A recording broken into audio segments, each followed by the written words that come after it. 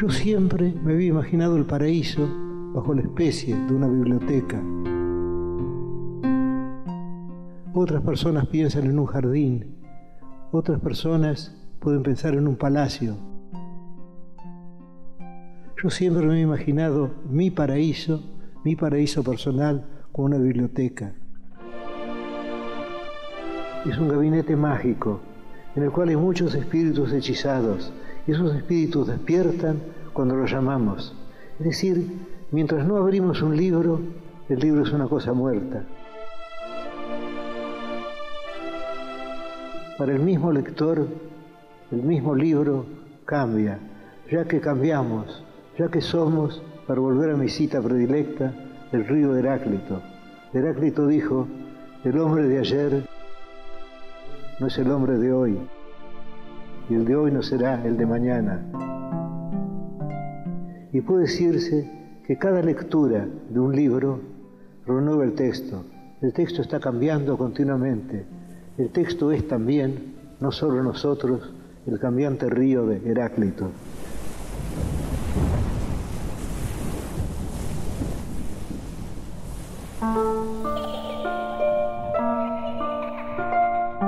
Yo recuerdo que yo me demoraba ante el oro y el negro del tigre.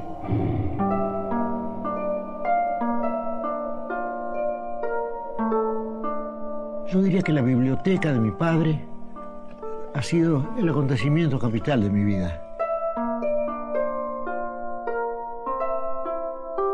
Yo no he salido nunca de esa biblioteca. Yo sigo en casa releyendo los libros que leí entonces.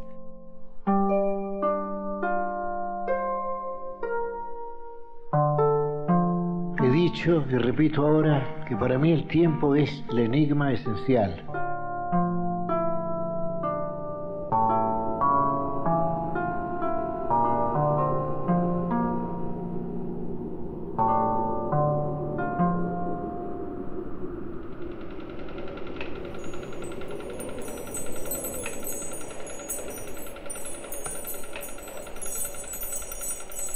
Nací en 1899, en pleno centro de Buenos Aires, en una casa pequeña y modesta que pertenecía a mis abuelos maternos.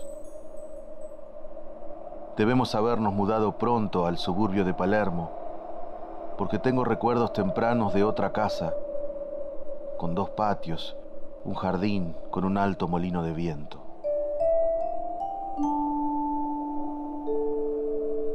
En esa época el Palermo donde vivíamos era el sórdido arrabal norte de la ciudad.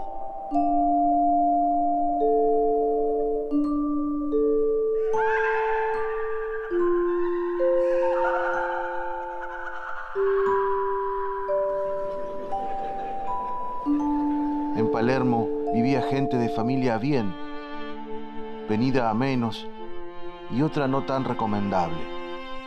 Compadritos, famosos por las peleas a cuchillo. Dicen que la persona en el último momento de su vida, o en los últimos momentos de su vida, recuerda aquello que más quiso en su vida. Y de lo que él me hablaba siempre, al final de su vida, era de su abuela inglesa. Aprendí a hablar primero en inglés que en español, porque me crió mi abuela paterna, Fanny Haslam. De chico, le oí contar a Fanny Haslam muchas historias sobre la vida de frontera de aquellos tiempos.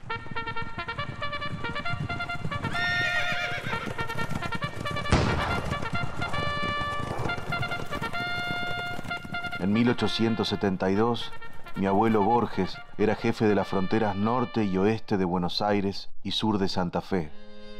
Alguna vez, maravillada y burlona, mi abuela comentó su destino de inglesa desterrada a ese fin del mundo. Le dijeron que no era la única y le señalaron, meses después, una muchacha india que atravesaba lentamente la plaza. Vestía 2 mantas coloradas e iba descalza. Sus crenchas eran rubias. En la cobriza cara, pintarrajeada de colores feroces, los ojos eran de ese azul desganado que los ingleses llaman gris. Quizás Las dos mujeres por un instante se sintieron hermanas. Estaban lejos de su isla querida y en un increíble país.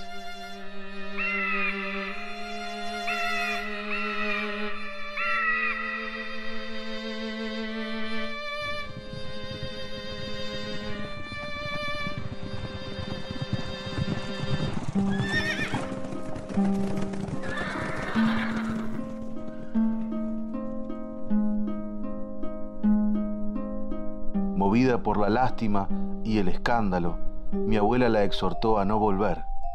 Juró amparo, juró rescatar a sus hijos.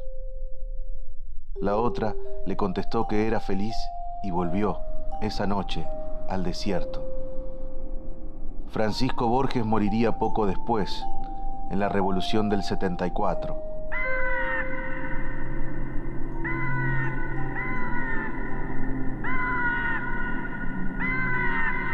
Después del combate se hizo matar deliberadamente.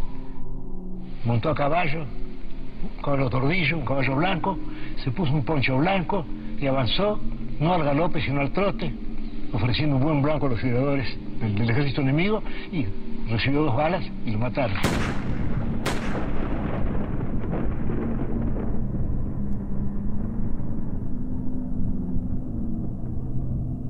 Quedó viuda muy joven, con el padre de Borges de meses, y lógicamente tiene que haber sido increíblemente dura la vida para ella. Quizás mi abuela entonces pudo percibir en la otra mujer, también arrebatada y transformada por este continente implacable, un espejo monstruoso de su destino. Y sin embargo, bueno, lo formó a Borges en el amor por la literatura inglesa. Ella hablaba con él en inglés y le contaba gran parte de la obra de Borges que está relacionada con el indio, con las luchas, con la frontera. Eso es, digamos, la herencia que le dejó su abuela inglesa, que hablaba con los caciques ella, porque llegaban hasta donde ellos estaban, ¿verdad?, los que eran más tranquilos. Y él me contaba que, por ejemplo, su abuela salía montada a caballo con un revólver en la bota, por si se encontraba con los indios. Así que era una señora muy especial. Pasé gran parte de mi infancia sin salir de mi casa.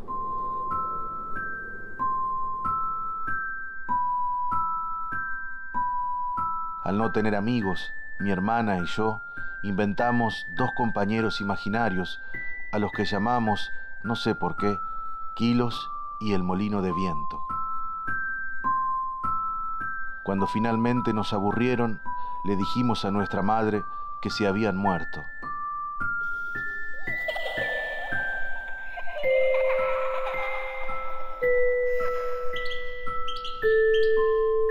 Yo subía a los árboles. Él me seguía un poco nada más y me decía, cuidado, Noringa. Yo le decía, no tengas miedo, Georgino, si falta mucho para el cielo.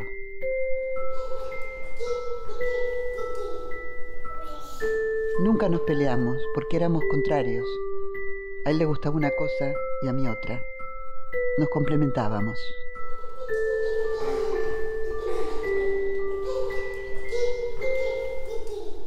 A Georgie le gustaba conversar y a mí me gustaba el silencio. A mí me gustaba jugar y a él le gustaba leer y mirar tigres.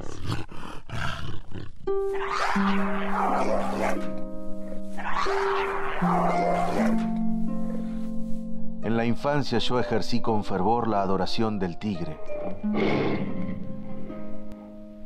Yo solía demorarme sin fin ante una de las jaulas del zoológico. Yo apreciaba las vastas enciclopedias y los libros de historia natural por el esplendor de sus tigres. Recuerdo que de chico, si mi hermana está aquí lo recordará también, yo me demoraba ante una de las jaulas del jardín zoológico en Palermo, y era precisamente la jaula del tigre y este leopardo. Dibujaba animales acostados sobre la tierra. y siempre comenzaba al revés, por las patas. Sobre todo dibujaba tigres, que eran sus animales favoritos. Cuando íbamos al jardín zoológico era difícil sacarlo de ahí. Cuando se empecinaba y no quería ceder, le quitaba los libros. Era la solución. Aún ahora el amarillo sigue acompañándome. Y he escrito un poema titulado El oro de los tigres, en que hablo de esa amistad del amarillo conmigo. Hasta la hora del ocaso amarillo, cuántas veces habré mirado al poderoso tigre de Bengala, ir y venir por el predestinado camino detrás de los barrotes de hierro, sin sospechar que eran su cárcel. Él tenía una piel de tigre con cabeza y todo. Entonces Georgie la extendía en el piso, se acostaba boca abajo sobre la piel, ponía el libro sobre la cabeza del tigre y así se pasaba días enteros leyendo allí.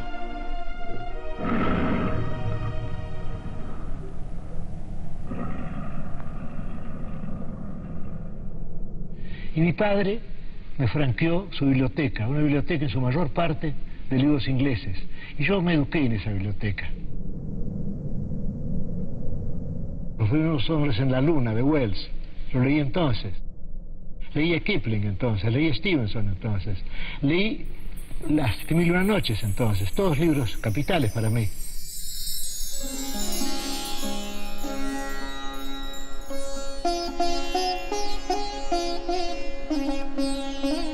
Es uno de los títulos más hermosos del mundo. Yo creo que la belleza reside en el hecho de que para nosotros la palabra 1000 es una palabra sinónima de infinito. Decir las 1000 noches es decir las infinitas noches, las muchas noches, las innumerables noches. Pero decir 1001 noches es agregar un día al infinito.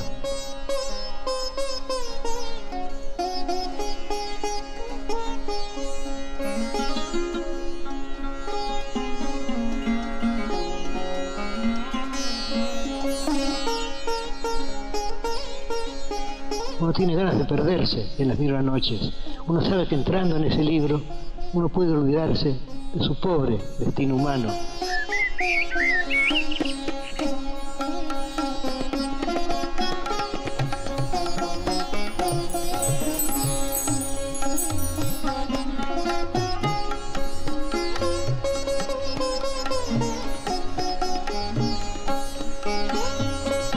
Frotamos un anillo, frotamos una lámpara y aparece el genio. El genio dice, bueno, muy bien, al que me dé libertad lo mataré. Y también hay sueños adentro de sueños. Hay sueños así que se ramifican y que se multiplican.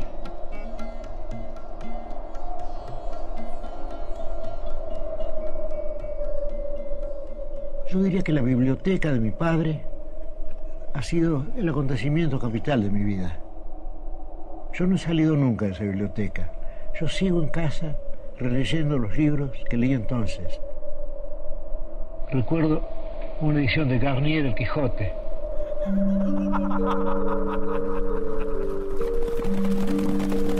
Al principio hubo algo paradójico, porque lo que yo admiraba en El Quijote era lo que Cervantes amaba y sin embargo atacaba: el mundo de la caballería.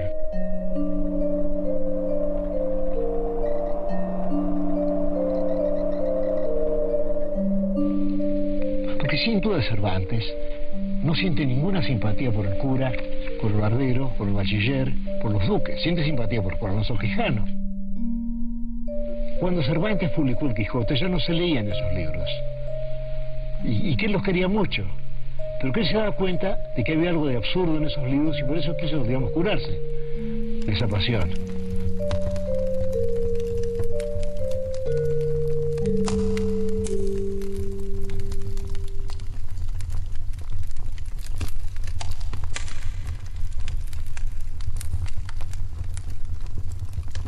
Siempre fui miope y usé lentes, y era más bien débil.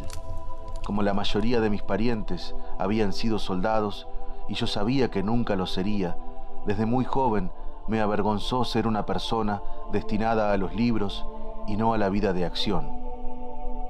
Empecé a escribir cuando tenía 6 o 7 años. Trataba de imitar clásicos españoles como Cervantes. Mi padre nunca interfirió. Quería que yo cometiera mis propios errores. Y una vez dijo: los hijos educan a sus padres y no al revés. Mi padre era abogado, filósofo anarquista en la línea de Spencer, y enseñaba psicología en la Escuela Normal de Lenguas Vivas, donde dictaba las clases de inglés, utilizando como texto la versión abreviada del Manual de Psicología de William James.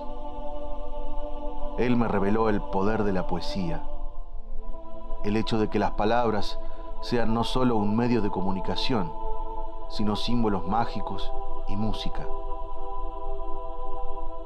A los 9 años traduje El Príncipe Feliz de Oscar Wilde, que fue publicado en El País.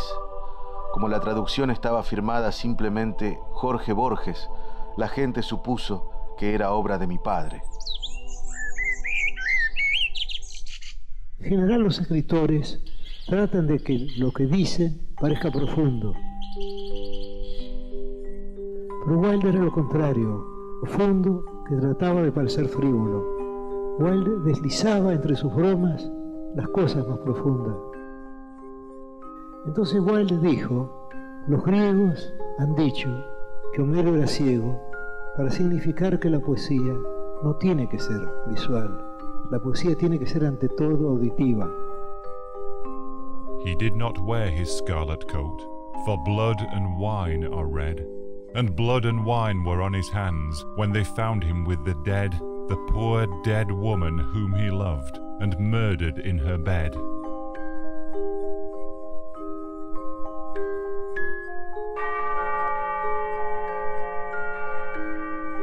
Recordar mis primeros años escolares no me produce ningún placer. Para empezar, no ingresé a la escuela hasta los 9 años, porque mi padre, como buen anarquista, desconfiaba de todas las empresas estatales.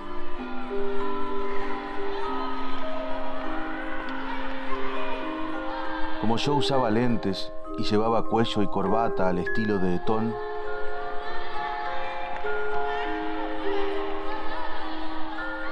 padecía las burlas y bravuconadas de la mayoría de mis compañeros, que eran aprendices de matones. Mi padre solía decir que en este país la historia argentina había reemplazado al catecismo, de modo que se esperaba adoración por todo lo que fuera argentino. Una vez me dijo que me fijara bien en los soldados, en los uniformes, en las banderas, en las iglesias, en los sacerdotes y en las carnicerías, ya que todo eso iba a desaparecer y algún día podría contarle a mis hijos que había visto esas cosas. Hasta ahora, desgraciadamente, no se ha cumplido la profecía.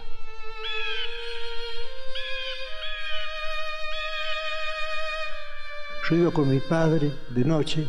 Mi padre, que era profesor de psicología, pedía algún libro de Bergson o de William James, que eran sus autores preferidos, o de Gustav Spiller, y yo, demasiado tímido para pedir un libro, yo buscaba algún volumen de la Enciclopedia Británica o de las enciclopedias alemanas de Brockhaus o de Mayer. Buscaba un volumen al azar, lo sacaba de los anaqueles laterales y lo leía. Y recuerdo una noche en que me vi muy recompensado, porque leí 3 artículos sobre Dryden, sobre los druidas y sobre los drusos. Y yo sabía además que en esa casa estaba Grusac. Yo hubiera podido conocerlo personalmente.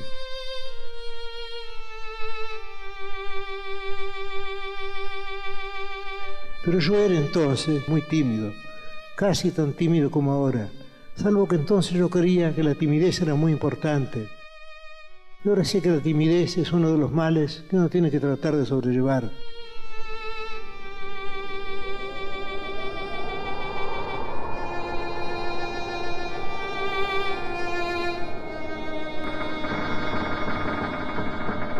Mi padre había empezado a perder la vista. Se haría tratar por un famoso oculista de Ginebra.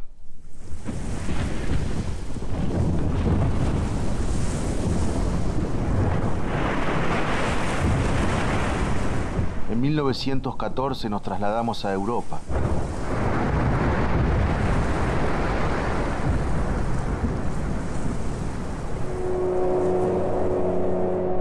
París no me fascinó ni entonces ni después. Quizás sin saberlo, siempre fui un poco británico. De hecho, siempre pienso en Waterloo como una victoria.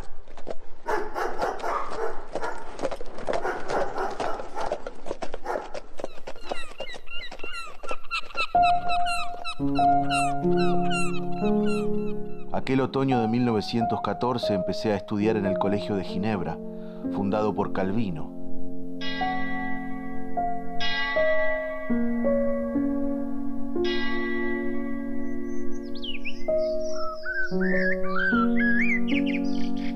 La materia principal era latín, las otras materias se estudiaban en francés, y ese año aprobé todos los exámenes excepto, precisamente, el de francés. Sin decirme nada, mis compañeros firmaron una petición al director.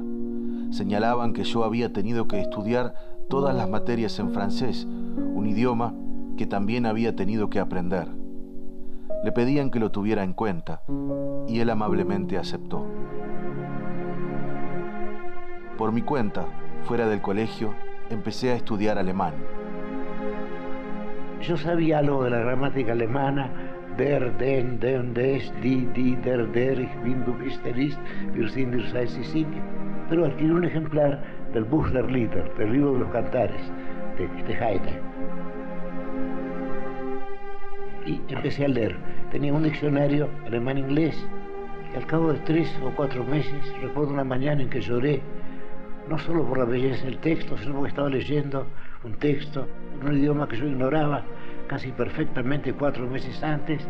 Y lo recuerdo ahora. Das küsste mich auf Deutsch, ich sprach auf Deutsch. Man glaubt es kaum, wie gut es klang, das Wort ich liebe dich. Es war ein Traum.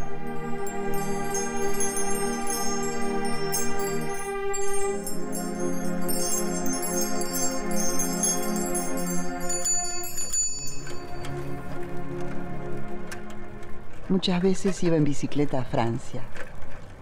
Tenía que atravesar un puente o la frontera.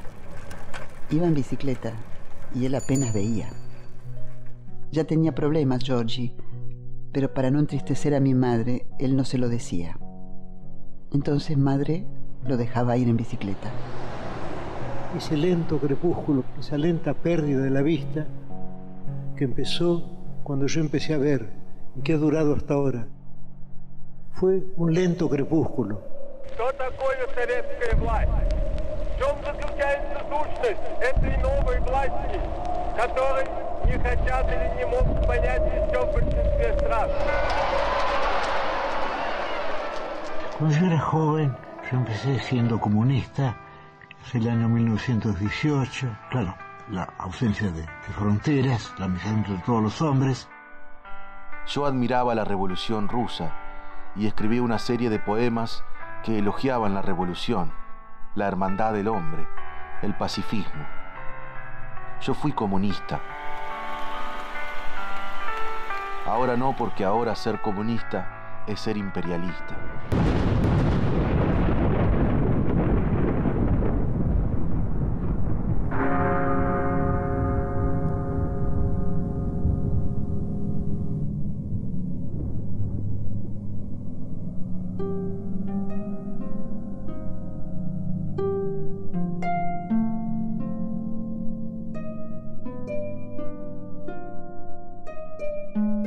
Permanecimos en Suiza hasta 1919. Ya tenía el título de bachiller y estaba sobreentendido que debía dedicarme a escribir. Quería mostrarle mis manuscritos a mi padre, pero él me dijo que no creía en los consejos y que debía aprender solo, mediante prueba y error. Su padre quedó ciego porque la ceguera de Borges es hereditaria por la línea de su padre. Su abuela también murió ciega, su padre, y él sabía que iba a quedar ciego. Por eso, digamos, desarrolló la memoria que tenía.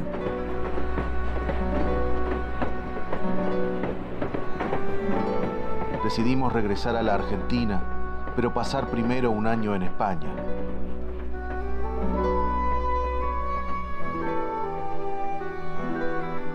Rafael Cansino Sassens, todavía me gusta considerarme su discípulo. Había venido de Sevilla, donde estudió para sacerdote, hasta que al descubrir que su apellido figuraba en los archivos de la Inquisición, decidió que era judío. Era un hombre alto, que vivía exclusivamente para la literatura, sin pensar en el dinero o la fama. Todos los sábados iba al Café Colonial, donde nos reuníamos a medianoche y la conversación duraba hasta el alba. Cansino proponía un tema, la metáfora, el verso libre, las formas tradicionales de la poesía, el adjetivo, el verbo. Un día fui a verlo y me llevó a su biblioteca. Más bien debería decir que toda su casa era una biblioteca. Uno tenía la sensación de atravesar un bosque. Era demasiado pobre para tener estantes y los libros estaban amontonados desde el suelo hasta el techo y había que abrirse paso entre las pilas. Sentía que Cansinos era como todo el pasado de aquella Europa que yo estaba dejando atrás. Algo así como el símbolo de toda cultura, occidental y oriental. Quiero recordar a mi maestro, el gran poeta judeo-español Rafael Cansino Sassens, que elevó una plegaria al Señor y dijo: «Oh Señor, que no haya tanta belleza».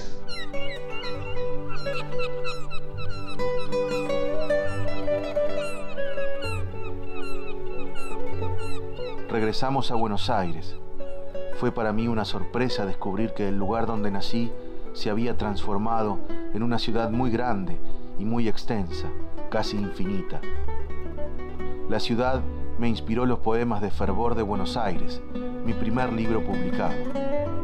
Recuerdo que mi padre me dio 300 pesos. Los 300 pesos costearon los 300 ejemplares de la primera edición de Fervor de Buenos Aires. Ese libro no tenía precio, ya que yo no pensé en ponerlo en venta, yo no lo mandé a los diarios, yo no lo mandé a escritores tampoco. Fui, desparramándolo entre mis amigos. El arrabal es el reflejo de nuestro tedio. Mis pasos claudicaron cuando iban a pisar el horizonte y quedé entre las casas, cuadriculadas en manzanas, diferentes e iguales, como si fueran todas ellas monótonos recuerdos repetidos de una sola manzana. El pastito precario, desesperadamente esperanzado, salpicaba las piedras de la calle y divisé en la hondura los naipes de colores del poniente y sentí Buenos Aires. Esta ciudad que yo creí mi pasado es mi porvenir, mi presente. Los años que he vivido en Europa son ilusorios. Yo estaba siempre y estaré en Buenos Aires.